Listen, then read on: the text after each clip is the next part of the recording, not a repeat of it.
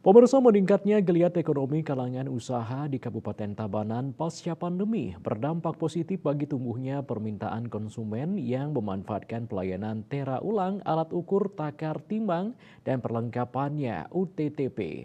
Menariknya, pertumbuhan layanan tera ulang tak hanya didominasi usaha berskala besar. Kalangan usaha kecil menengah UKM juga membutuhkan surat keterangan hasil pengujian SKHP sebagai bukti bahwa alatnya sudah lolos uji.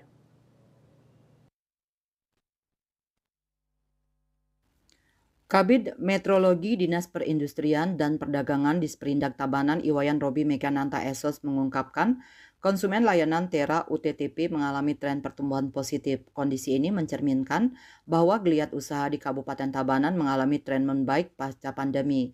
Selain konsumen layanan Tera yang merupakan kalangan usaha berskala besar seperti SPBU, kini sejumlah UKM membutuhkan penilaian lolos uji atas UTTP untuk keperluan audit dan ekspor. Misalnya usaha produksi olahan daging, obat-obatan herbal, dan penggilingan beras. Robi Megananta menjelaskan mulai tahun 2024, pelayanan tera ulang diberikan gratis.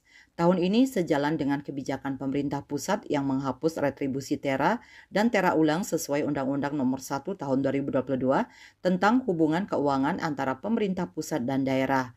Disebutkannya sidang pasar atau tera ulang menyasar UTTP di pasar tradisional, rencananya digelar mulai Agustus mendatang. Kegiatan akan dilakukan 3 atau 4 pasar tradisional, difokuskan pada pasar dengan jumlah pedagang dan transaksi cukup besar.